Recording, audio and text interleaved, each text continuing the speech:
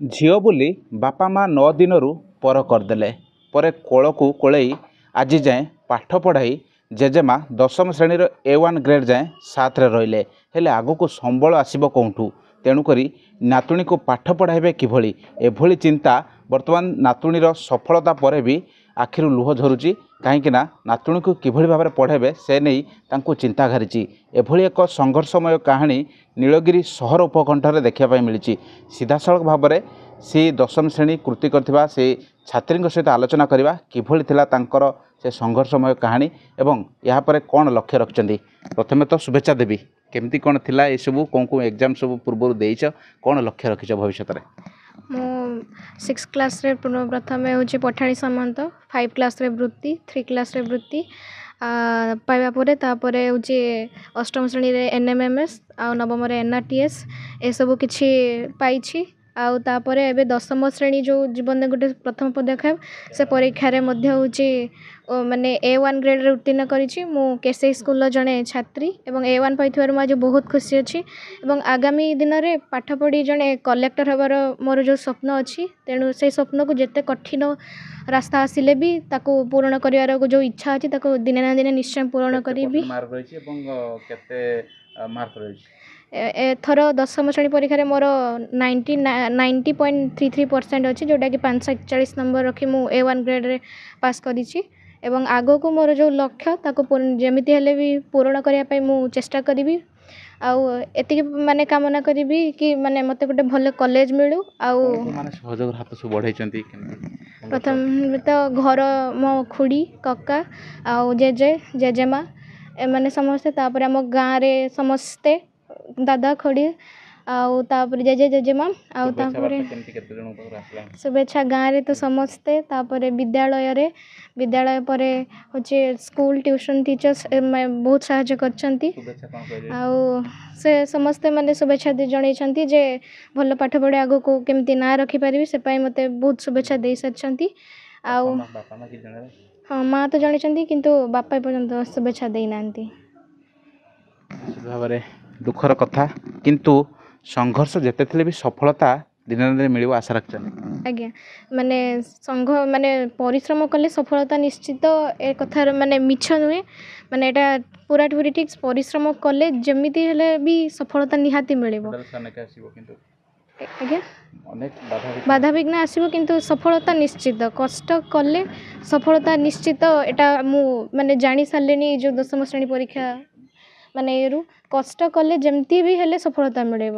Faith can move mountain, ଏକଥା ଜଣେ ମୋ ଟିଚର୍ କହିଥିଲେ, ତ ସେଇଥିପାଇଁ ମୁଁ ପ୍ରଥମରୁ ମାନେ ପରିଶ୍ରମ କରିଥିଲି ଆଉ ଆଜି ଏଇ ସ୍ଥାନରେ ପହଞ୍ଚି ପାରିଛି। ନିଶ୍ଚିତ ଭାବରେ ଅନେକ ଯେଉଁ ଛାତ୍ରଛାତ୍ରୀମାନେ ଭାଙ୍ଗି ପଡ଼ନ୍ତି ତାଙ୍କ ପାଇଁ ଏକ ସୁନ୍ଦର ବାର୍ତ୍ତାଟିଏ କ୍ୟାମେରା ପର୍ସନ୍ କହିବି। ଇଏ ସାର୍ଟିଫିକେଟ୍ ପାଖାପାଖି 500ରୁ ଅଧିକ ସାର୍ଟିଫିକେଟ୍ ରଖିଛନ୍ତି, ଘରେ ରଖିବା ପାଇଁ ଜାଗା ନାହିଁ। ମୋ ପଛପଟରେ ପାଖାପାଖି 200ରୁ ଅଧିକ ଏମିତି ଅନେକ ଜାଗାରୁ ସେ ସମ୍ମାନିତ ହୋଇଛନ୍ତି। ବହୁତ ମେଧାବୀ ଛାତ୍ରୀ ଜଣେ, କିନ୍ତୁ ଏଭଳି ଏକ ସଂଘର୍ଷମୟ କାହାଣୀ ତାଙ୍କର ରହିଛି ଯାହା ଅନେକଙ୍କ ପାଇଁ ଉଦାହରଣ କି ଯାହା ବି ସ୍ଥିତି ଥାଉ ନା କାହିଁକି ଆମକୁ ଆଗକୁ ବଢ଼ିବାର ଅଛି, ଶୀର୍ଷ ଛୁଇଁବାର ଅଛି। ଆଲୋଚନା କରିବା ତାଙ୍କ ଜେଜେମାଙ୍କ ସହିତ। ନାତୁଣୀକୁ କୋଳେଇ କାଖେଇ ବଡ଼ କଲେ, ନାତୁଣୀ ତ ଭଲ ମାର୍କ ରଖିଛି, ଆଜି କାହିଁକି ଆପଣ କାନ୍ଦୁଛନ୍ତି? କାନ୍ଦୁଛି ଏଇଥିପାଇଁ ମୁଁ ତା ମନସ୍କାମନା ପୂର୍ଣ୍ଣ କରିବା ପାଇଁ ସକ୍ଷମ ନୁହଁ, ସେଇଥିପାଇଁ। ଆଉ ମୁଁ ଚାହୁଁଛୁ ଆପଣମାନେ ତାକୁ ସହଯୋଗର ହାତ ବଢ଼େଇ ଆଗକୁ ନିଅନ୍ତୁ। ମୁଖ୍ୟମନ୍ତ୍ରୀ କି ମୁଁ କାନି ପତେଇ ଭିକ ମାଗୁଛୁ, ସିଏ ଯେମିତି ଲକ୍ଷ୍ୟସ୍ଥଳରେ ପହଞ୍ଚୁ, ତାକୁ ଆମ ଓଡ଼ିଶା ମାଟିର ନାଁ ରଖୁ। ସେ ଚାହୁଁଛି ଯେମିତି ଦ୍ରୌପଦୀ ମୁର୍ମୁ କିମ୍ବା ଆମର ମୁଖ୍ୟମନ୍ତ୍ରୀ ଯେରକ ଆମ ଓଡ଼ିଶାର ନାଁ ରଖିଲେ, ସିଏ ବି ସେମିତି ରଖିବ ବୋଲି ଚାହୁଁଛୁ। କେମିତି ଥିଲା ସେଇ ଝିଅକୁ ବଢ଼େଇବା ବା କେତେ ଦିନର ଥିଲା ବାପା ମା ତାଙ୍କୁ ଛାଡ଼ିଦେଲେ, ଆଜି ଯାଏଁ କ'ଣ ବାପା ମା ତାଙ୍କୁ କୋଳଉନାହାନ୍ତି? ତା ବାପା ମା ସେମିତି ତାକୁ କୌଣସି ଆଜି ପର୍ଯ୍ୟନ୍ତ ବି ତା ପଢ଼ା ଖର୍ଚ୍ଚ କି ଅନ୍ୟ ଖର୍ଚ୍ଚ କିଛି ସାହାଯ୍ୟ କରନ୍ତିନି। ଛାଡ଼ିଲେ ଏଇପରେ ସେ ଦୁଇଟା ଜାଳା ଛୁଆ ହେଇଥିଲା, ସେ ତାର କହିଲା ମୁଁ ସମ୍ଭାଳି ପାରିବିନି, କହି ଲୋକଙ୍କୁ ଦେଇ ଦେଉଥିଲା, ମୁଁ ତାକୁ ଆଣିକି ରଖିଥିଲି। ଆଉ ତାପରେ ରହିଛି ସିଏ ତାର ଆଉ ଦୁଇଟା ଛୁଆ କହୁଛୁ ମୋ ବର୍ତ୍ତମାନ କେମିତି ଆଙ୍କୁ ପଢ଼ଉଛନ୍ତି ମାନେ ଘର ହାତକୁ ମାଗିକି ନା କେମିତି? ତା କକା ବି କିଛି କକା କାକି କିଛି ସାହାଯ୍ୟ କରନ୍ତି, ଗ୍ରାମବାସୀ କିଛି ସାହାଯ୍ୟ କରନ୍ତି, ସାର୍ ଦିଦି ଏମାନେ ସବୁ ତାକୁ ବିନା ପଇସାର କିମ୍ବା ମାଗଣାର ଆଜି ବହି ଖାତା ଖଣ୍ଡେ ଦେଇକି ବି ପଢ଼ାନ୍ତି। ସେ ଭଲ ପଢ଼େ। ଥରେ ଯାଇଥିଲା ଗୋଟେ ଏକ୍ଜାମ୍ ଦେଇତେ, ସେଇଠି କଲେକ୍ଟର ଆସିଲେ, ସମସ୍ତେ ଯେଉଁ ଠିଆ ହେଇକି କଲେକ୍ଟରଙ୍କୁ ସମ୍ମାନ କଲେ, ତାର ସେଇଦିନଠୁ ଇଚ୍ଛା ମୁଁ କଲେକ୍ଟର ହେବି। କଲେକ୍ଟର ହେଲେ ମୁଁ ଦେଶର ନାଁ ରଖିବି। ଯେମିତି ଆମ ଆଗକୁ ପଢ଼େଇ ପାରିବେ ନା କ'ଣ? ଆଗକୁ ତ ପଢ଼େଇବା ପାଇଁ ମୋର ଟୋଟାଲି ମାନେ ଖାଇବାକୁ ଗଣ୍ଡେ ଦେଇଦେବି ମୋର ସକ୍ଷମ ନାହିଁ ଆମର। ଆଉ ପଢ଼େଇବା ତ ପଛ କଥା, ସିଏ ଅଲଗା କଥା। ଯାହା ବି ମେଟ୍ରିକ୍ ଯାଇ ମାଗି ଯାଉଛି କଷ୍ଟ କରିକି ପଢ଼େଇ ଆଣିଲେ। ଏଇନା କଲେଜ ପଢ଼ିଲା ମାନେ ବହୁତ ପଇସା ଦରକାର। ତେଣୁ ଆମେ ବି ଗରିବ ଲୋକ ଜାଣିନୁ କିଛି।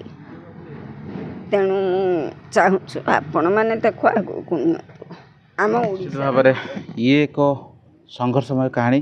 ଶୁଣିବା ବେଳକୁ ଆମକୁ ବି ଅନେକ ଶିଖିବା ପାଇଁ ମିଳୁଛି କି କିଭଳି ଭାବରେ କେଉଁ ପରିସ୍ଥିତିରେ ବି ଆମକୁ ଆଗକୁ ବଢ଼ିବା ପାଇଁ ପ୍ରେରଣା ଏ କାହାଣୀ ତ ଅନେକ ଦେଉଛି ଏବଂ କିଭଳି ଭାବରେ ରାଜ୍ୟ ସରକାର ତାଙ୍କୁ ସହଯୋଗର ହାତ ବଢ଼ାଇବେ। ତେବେ ସ୍ଥାନୀୟ ବାସିନ୍ଦାମାନେ ମଧ୍ୟ ଅଛନ୍ତି ଯେଉଁମାନେ ସହଯୋଗର ହାତ ବଢ଼ାଉଛନ୍ତି। ଏ ପିଲାଟିକୁ ଆପଣ ପିଲାଦିନରୁ ଦେଖିଛନ୍ତି, ତାଙ୍କ ସଂଘର୍ଷମୟ କାହାଣୀ ବି ଅନେକ, ଯାହା ଲୋମ ଟାଙ୍କୁରି ଉଠିବା ଭଳିଆ କାହାଣୀ। ବାପା ପର କରିଦେବା, ଝିଅ ବୋଲି କେମିତି କ'ଣ ଦେଖୁଛନ୍ତି ଏବଂ ଇଏ ଗୋଟେ ଉଦାହରଣ ସାଜିବ କି ଅନ୍ୟମାନଙ୍କ ପାଇଁ ଯେ କିଛି ବି କରିହେବ ଯଦି କଷ୍ଟ ଯେତେ ବି ଥିଲେ।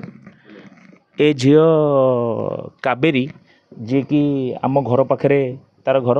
ବହୁତ ସାନ ବେଳୁ ମୁଁ ତାକୁ ଛୋଟବେଳୁ ତାକୁ ଦେଖିଛି। ବହୁତ ଭଲ ପାଠ ପଢ଼େ, ଭଲ ଷ୍ଟୁଡ଼େଣ୍ଟ ସିଏ। କେସି ହାଇସ୍କୁଲର ଷ୍ଟୁଡ଼େଣ୍ଟ, ଯେଉଁଟାକି ନୀଳଗିରି 6 ନମ୍ବର ୱାର୍ଡ଼ରେ ଭଲ ସ୍କୋର ମଧ୍ୟ ସେ ବିଗତ ଦିନରେ କରେ। ମୁଁ ତା ବିଷୟରେ ଜାଣିଛି। ଆଉ ତା'ର ସଂଘର୍ଷମୟ ଜୀବନକୁ ମୁଁ ଆଖିରେ ଦେଖିଛି ଯେ ଅର୍ଥ ଯେତେବେଳେ ତାଙ୍କର ବାଧକ ସାଜୁଛି, ସେହି ସମୟରେ ତା'ର ଯେଉଁ ଅକ୍ଳାନ୍ତ ପରିଶ୍ରମ ଏବଂ ତା'ର ଗୋଟେ ଭରସା ଥିଲା ଯେ ମୁଁ ନିଶ୍ଚିତ ଭାବରେ ମ୍ୟାଟ୍ରିକ୍ରେ ଭଲ ରେଜଲ୍ଟ କରିବି ଆଉ ଆଗକୁ ଭଲ ଯେମିତି ପଢ଼ିପାରିବି, ସେଥିପାଇଁ ସେ ସବୁବେଳେ ଚେଷ୍ଟା କରେ। ବିଗତ ଦିନରେ ମଧ୍ୟ ମୁଁ ତା ସହିତ କଥାବାର୍ତ୍ତା ହେଇଛି। ଆଉ ଆଜି ସେ ବହୁତ ଯେଉଁ ଭଲ ରେଜଲ୍ଟ କରିଛି, ନିଶ୍ଚିତ ଭାବରେ ଆମେ ସମସ୍ତେ ଅଞ୍ଚଳବାସୀ ବହୁତ ଖୁସି ଅଟୁ। ଆମ ଘର ପାଖରେ ତ ତାଙ୍କର ଘର, ଆମ ୱାର୍ଡ଼ରେ ତାଙ୍କ ଘର।